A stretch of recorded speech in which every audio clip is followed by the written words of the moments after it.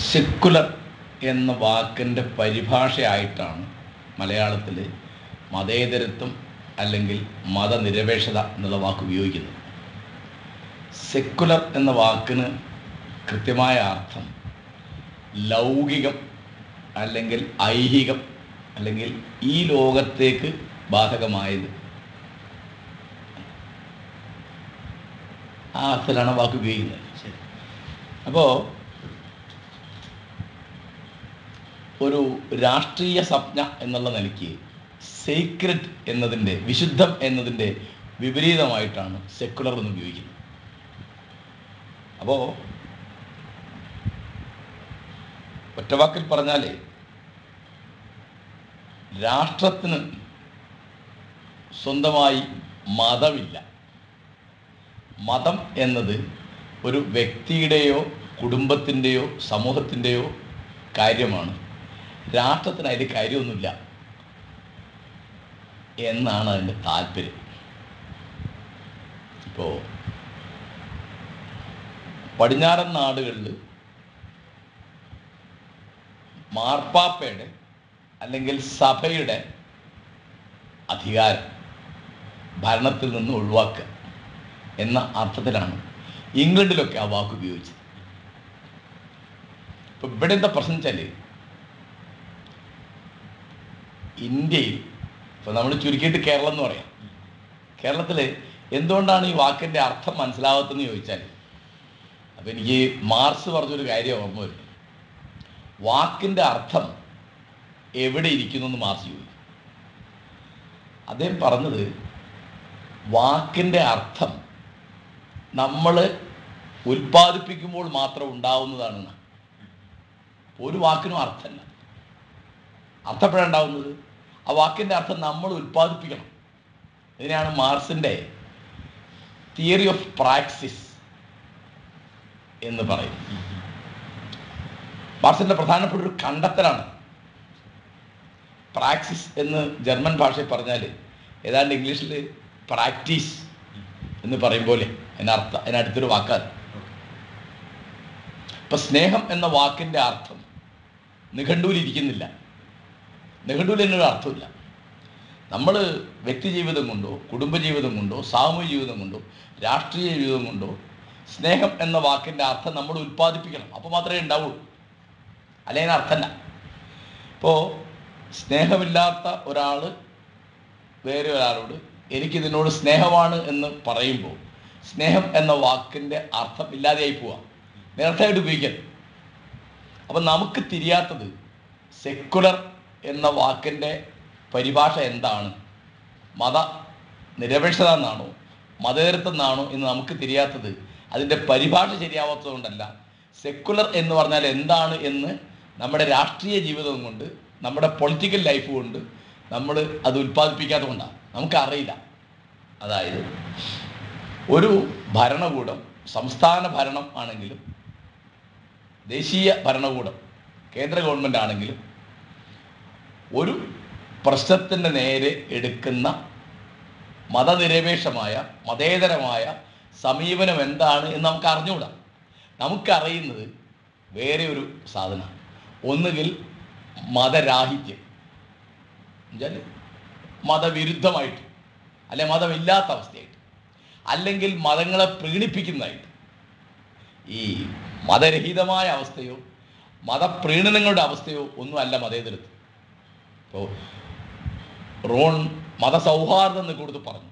അത് തീർച്ചയായിട്ടും കൂടുതൽ പറയാൻ പറ്റിയ വാക്കല്ല. മതസൗഹാർദ്ദം എന്ന് പറയുന്നത് ഒരു സാമൂഹികമായ അവസ്ഥയാണ്.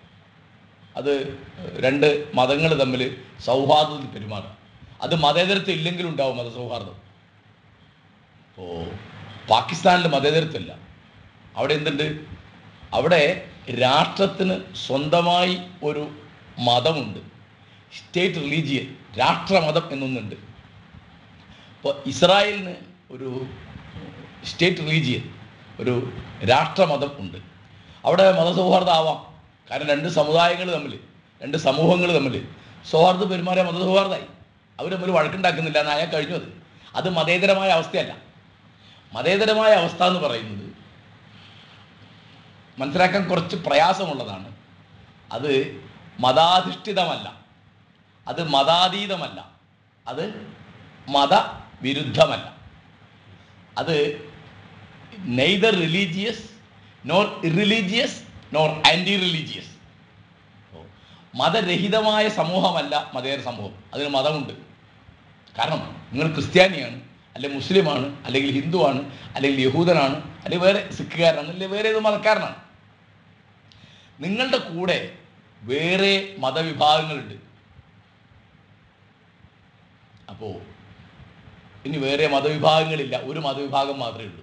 അപ്പോഴും നിങ്ങൾക്ക് സെക്കുലർ ആവാൻ പറ്റും. എങ്ങനെയാണെന്ന് വെച്ചാൽ നിങ്ങളുടെ ഭരണം, നിങ്ങളുടെ നിയമം എന്ന് പറയുന്നത് മതാധിഷ്ഠിതമല്ലാതിരുന്നാൽ മതി. അപ്പോഴും നിങ്ങൾക്ക് മതം അനുഷ്ഠിക്കാനും മതം പ്രബോധനം ചെയ്യാനും മതം പ്രചരിപ്പിക്കാനും ഉള്ള സ്വാതന്ത്ര്യമുണ്ട്. കുറച്ചുകൂടി മനസ്സിലാക്കാൻ എളുപ്പത്തിൽ ഞാൻ പറഞ്ഞാൽ, നിങ്ങളുടെ മത നിയമങ്ങളൊന്നും രാഷ്ട്ര നിയമങ്ങളല്ല. മതത്തിന് നിയമം വേറെയുണ്ട്, രാഷ്ട്രത്തിന് നിയമം വേറെയുണ്ട് എന്നാവുമ്പോൾ അത് മതേതരമായ അവസ്ഥയാണ്. ചിലപ്പോൾ മതത്തിലെ ഒരു നിയമം നമ്മൾ രാഷ്ട്ര നിയമമാക്കിയെന്ന് വരും. പക്ഷെ അപ്പോഴും കാലത്തിനും ദേശത്തിനും അനുസരിച്ച് മുന്നോട്ട് പോകുന്ന ഒന്നാണ് നിയമം. സാധാരണ എല്ലാ മതങ്ങളും ഒരു വലിയ ശതമാനം ചരിത്രവും കുറച്ച് നിയമവും കൂടി ചേർന്നതാണ്. എന്താ മതം എന്ന് പറയുന്നത്? അത് വലിയ അളവ് ചരിത്രമാണ്, കുറച്ച് നിയമമാണ്. ഉദാഹരണം പറഞ്ഞാൽ, ക്രിസ്തു ഇങ്ങനെ പെരുമാറി, ക്രിസ്തു ഇങ്ങനെ പറഞ്ഞു, ക്രിസ്തു ഇങ്ങനെ ചെയ്യണം എന്ന് പറഞ്ഞു, ക്രിസ്തു ഇങ്ങനെ ചെയ്യേണ്ട എന്ന് പറഞ്ഞു. അതൊക്കെ എന്താണ്? അതൊക്കെ ചരിത്രം. ക്രിസ്തു എങ്ങനെ പെരുമാറി.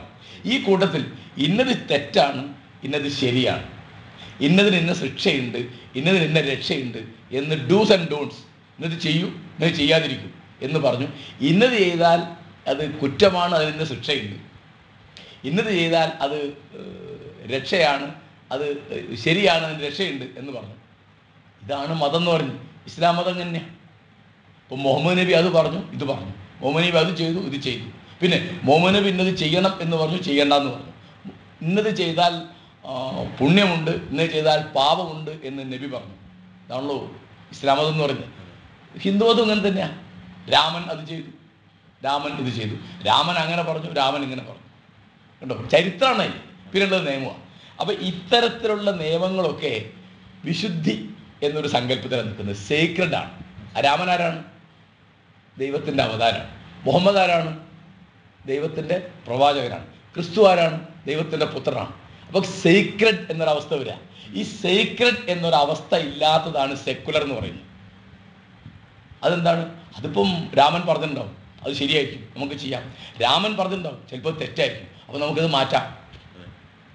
ഈ തരത്തിൽ നമ്മുടെ ജനാധിപത്യ ബോധം, ജനങ്ങളുടെ ഭൂരിപക്ഷത്തിൻ്റെ ഇച്ഛ, ജനങ്ങളുടെ യുക്തിബോധം, ഇതൊക്കെ ഉള്ള അവസ്ഥയാണ് എന്ത്? മതേതരത്വം എന്ന് പറയുന്നത്. ഇപ്പോൾ കേരളത്തിലെ ഉദാഹരണം പറഞ്ഞാൽ, ഇവിടെ ഇപ്പോൾ കേരള ഗവൺമെൻറ് സന്താന നിയന്ത്രണം നടപ്പാക്കണമെന്ന് പറഞ്ഞു. എല്ലാ ക്രിസ്ത്യാനികളും എതിരാണ്, എല്ലാ മുസ്ലിങ്ങളും എതിരാണ്, വലിയ ശതമാനം ഹിന്ദുക്കളും എതിരാണ്. അപ്പോൾ അതിൻ്റെ ഭാഗമായിട്ട് 1970 ഭ്രൂണഹത്യ നിയമവിധേയമാണ് എന്ന് കേരള സർക്കാർ പറഞ്ഞു. ഉടനെ ക്രിസ്ത്യൻ പൗരോഹിത്യം അതിനെ എതിർക്കുകയാണ്, മുസ്ലിം പൗരോഹിത്യം അതിനെ എതിർക്കുന്നു. എന്ത് പറയുന്നു? ഭ്രൂണഹത്യ എന്നുള്ളത് കൊലപാതകമാണ്, കൊലപാതകത്തിന് പ്രേരിപ്പിക്കുന്നത് പാപമാണ്, പിന്നെ ഇത് വ്യഭിചാരത്തിന് സൗകര്യം കൊടുക്കും, വ്യഭിചാരം പാപമാണ്. വലിയ ബഹളമായിരുന്നു. ഇപ്പോൾ 40 കൊല്ലം കൊണ്ട് എല്ലാ ബഹളവും തീർന്നു. ഇപ്പോൾ എല്ലാവരും സന്താന നിയന്ത്രണം നടപ്പാക്കുന്നുണ്ട്. പക്ഷേ ഈ ഇടവക്കാരോടോ പട്ടക്കാരോടോ പള്ളിക്കാരോടോ മുസ്ലിംമാരോടോ ചോദിച്ചാൽ അവരിപ്പോഴും തെറ്റാന്ന് പറയും. അപ്പോഴും അവർ ചെയ്യുന്നുണ്ടാവും. ഇത് കണ്ടാൽ മനസ്സിലാവും എന്താണ് മതേതരത്വം, എന്താണ് മതവാദം എന്ന് പറയുന്നത്. മതവാദം എന്ന് പറയുന്നത് മുസ്ലിങ്ങളാണെങ്കിൽ 7-ാം നൂറ്റാണ്ടിലെ ശരിയും തെറ്റുമൊക്കെ ഇപ്പോഴും ശരിയും തെറ്റുമാണ്. അല്ലെ 2000 കൊല്ലം മുമ്പ് ക്രിസ്തുവിൻ്റെ കാലത്തുള്ള ശരിയും തെറ്റുമൊക്കെ ഇപ്പോഴും ശരിയും തെറ്റുമാണ്. ഇപ്പോൾ കല്യാണം കഴിച്ചു, പിന്നെ എന്ത് പാടില്ല? നിങ്ങൾ എന്ത് കാരണമുണ്ടെങ്കിലും നിങ്ങൾ വിവാഹമോചനം നടത്താൻ പാടില്ല. കാരണം ദൈവം കൂട്ടിച്ചേർത്തതിനെ മനുഷ്യൻ വേർപിരിക്കാതിരിക്കട്ടെ എന്ന് ക്രിസ്തു പറഞ്ഞിട്ടുണ്ട്. അത് അത് ചരിത്രം, അത് മതനിയമം. പക്ഷെ അങ്ങനെയല്ല. സാഹചര്യം മാറുമ്പോൾ, കാലം മാറുമ്പോൾ നമുക്ക് ഏതെങ്കിലും ഒരു കോടതിയെ കാര്യകാരണ ബന്ധം ബോധ്യപ്പെടുത്തിയിട്ട് നമുക്ക് വഴി പിരിയണം എന്നുണ്ടെങ്കിൽ വഴി പിരിയാൻ അവകാശമുണ്ട് എന്ന് പറയുന്നതാണ് മതേതരത്വം എന്ന് പറയുന്നത്. അപ്പോൾ നിങ്ങൾ ക്രിസ്തു ദൈവമാണ് എന്നോ ക്രിസ്തു ത്രിത്വത്തിൻ്റെ ഭാഗമാണ് എന്നോ ക്രിസ്തു ദൈവത്തിൻ്റെ പുത്രനാണ് എന്നോ ഒക്കെ നിങ്ങൾക്ക് വിശ്വസിക്കാം, നിങ്ങൾക്കതൊക്കെ അനുഷ്ഠിക്കാം. അതൊന്നും നിങ്ങൾ ഇന്ത്യയിലെ പൗരനാണ് എന്നുള്ളതിൽ ഒരു വ്യത്യാസം ഉണ്ടാക്കില്ല. അപ്പം ഈ തരത്തിൽ വിജ്ഞാനം എന്ന് പറയുന്നത് മുന്നോട്ട് പോകുന്നതാണ്, സ്വാതന്ത്ര്യം എന്നുള്ളത് മുന്നോട്ട് പോകുന്നതാണ്, സ്ത്രീ പുരുഷ സമത്വം എന്നുള്ളത് മുന്നോട്ട് പോകുന്നതാണ്, വിശ്വാസം എന്നുള്ളത് അവിടെ നിൽക്കുന്നതാണ്. വിജ്ഞാനവും വിശ്വാസവും തമ്മിലുള്ള പ്രശ്നങ്ങളാണ്. അപ്പോൾ വിജ്ഞാനം മുന്നോട്ട് പോകുന്നതിനനുസരിച്ച് നമുക്ക് മനസ്സിലാവും സ്ത്രീ പുരുഷൻ്റെ അടിമയാണ് എന്നുള്ള ഒരു അടിസ്ഥാന സങ്കല്പം ഉണ്ടായിരുന്നു ഏതാണ്ട് എല്ലാ മതങ്ങളിലും. നമ്മളതിനെ എതിർക്കുന്നു. എന്തുകൊണ്ടാണ്? പൗരാവകാശം കൊണ്ട്, സ്വാതന്ത്ര്യബോധം കൊണ്ട്, ജനാധിപത്യ ബോധം കൊണ്ട് നമ്മൾ എതിർക്കുന്നു. അപ്പോൾ പുരുഷൻ്റെ അടിമയാണ് സ്ത്രീ എന്ന് ഏത് മതത്തിൻ്റെ പേരിൽ, ഏത് ഈശ്വരൻ്റെ പേരിൽ, ഏത് ഗീതയുടെ പേരിൽ, അല്ലെങ്കിൽ ഏത് ഖുറാൻ്റെ പേരിൽ നിങ്ങൾ പറയുന്നുണ്ടെങ്കിലും അത് പറയുക, നമ്മളതിനെ അംഗീകരിക്കുന്നില്ല, നമുക്ക് മുന്നോട്ട് പോകണം എന്ന് കാലം കൊണ്ടും ദേശം കൊണ്ടും നമ്മൾ മതനിയമങ്ങളെയും ആചാരങ്ങളെയും അനുഷ്ഠാനങ്ങളെയും പരിഷ്കരിച്ച് മുന്നോട്ട് പോകുന്നതിനെയാണ് മതേതരത്വം, സെക്കുലറിസം എന്ന് പറയാം. ഇതിപ്പോൾ നമ്മൾ ഈ ചർച്ച ചെയ്യുന്നത് ഒരു സവിശേഷമായ ഇന്ത്യൻ സാഹചര്യത്തിലാണ്. ബ്രിട്ടീഷുകാർ ഭരിക്കുമ്പോൾ ഇവിടെയുള്ള നിയമം എന്ന് പറയുന്നത് കോടതിയുടെ മുമ്പാകെ ഒരു അന്ന് പ്രജയാണല്ലോ, പൗരനല്ല, സിറ്റിസൺ അല്ല, സബ്ജക്റ്റാണ് കോടതി മുമ്പാകെ വരും. അയാൾ മുസ്ലിമാണ്, അല്ലെങ്കിൽ ക്രിസ്ത്യാനിയാണ്, അല്ലെങ്കിൽ ബ്രാഹ്മണനാണ്, ഏതെങ്കിലും ഒരു ഹിന്ദു പാരമ്പര്യത്തിൽ ഒരു ജാതിയിൽ പറഞ്ഞ ആളല്ലേ മതത്തിൽ പറഞ്ഞ. അപ്പോൾ ആ ജാതി നിയമം, മതനിയമം എന്താണ് അനുശാസിക്കുന്നത് അതിനനുസരിച്ചാണ് വിധിക്കുക. ഇപ്പോൾ മനുസ്മൃതി അനുസരിച്ചാണെങ്കിൽ ഒരേ കുറ്റം ചെയ്ത ബ്രാഹ്മണനും ശൂദ്രനും 2 ശിക്ഷയാണ്. അപ്പം ഇതുപോലെ ക്രിസ്ത്യൻ പാരമ്പര്യത്തിൽ എന്താണ് ശിക്ഷ, മുസ്ലിം പാരമ്പര്യത്തിൽ എന്താണ് ശിക്ഷ എന്ന് നോക്കിയിട്ടാണ് വിധിക്കുക. ഇത് പല തരത്തിലുള്ള പ്രശ്നങ്ങൾ ഉണ്ടാക്കിയപ്പോൾ 1860 ബ്രിട്ടീഷുകാർ നിയമം കൊണ്ടുവരികയാണ്. നിങ്ങളുടെ വ്യക്തിപരമായ കാര്യങ്ങളിൽ, കുടുംബപരമായ കാര്യങ്ങളിൽ, നിങ്ങളുടെ ആചാരാനുഷ്ഠാനങ്ങളിൽ വിവാഹമോചനം, മരണം, അനന്തരാവകാശം തുടങ്ങിയുള്ള കാര്യങ്ങൾ നിങ്ങളുടെ വ്യക്തി നിയമം, നിങ്ങളുടെ ജാതി ആചാരം, നിങ്ങളുടെ മത നിയമം, നിങ്ങളുടെ മതപാരമ്പര്യം എന്താണോ അത് നിങ്ങൾ അനുഷ്ഠിക്കുക. ക്രിമിനൽ കുറ്റങ്ങളുടെ കാര്യങ്ങളിൽ നിങ്ങൾ ബ്രിട്ടീഷ് ഗവൺമെൻറ്റിൻ്റെ മുമ്പിലെ ബ്രിട്ടീഷ് ഗവൺമെൻറ് കോടതിയുടെ മുമ്പിൽ നിങ്ങൾ തുല്യരാണ്. അതായത് ഇവിടെ ഇന്ത്യൻ ക്രിമിനൽ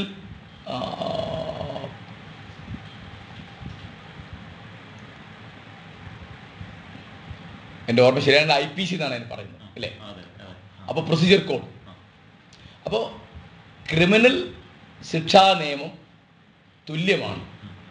നിങ്ങൾ ആളെ കൊന്നു എന്ന് പറഞ്ഞാൽ, അല്ലെങ്കിൽ തട്ടിപ്പറിച്ചു എന്ന് പറഞ്ഞാൽ, അല്ലെങ്കിൽ ബലാത്സംഗം ചെയ്തു എന്ന് പറഞ്ഞാൽ, മോഷ്ടിച്ചു എന്ന് പറഞ്ഞാൽ, നിങ്ങൾ ക്രിസ്ത്യാനി ആണെങ്കിലും ഹിന്ദു ആണെങ്കിലും മുസ്ലിം ആണെങ്കിലും സിഖ് ആണെങ്കിലും ബൗദ്ധനാണെങ്കിലും ഇന്ത്യൻ കോടതിയുടെ മുമ്പാകെ നിങ്ങൾ തുല്യരാണെന്ന്.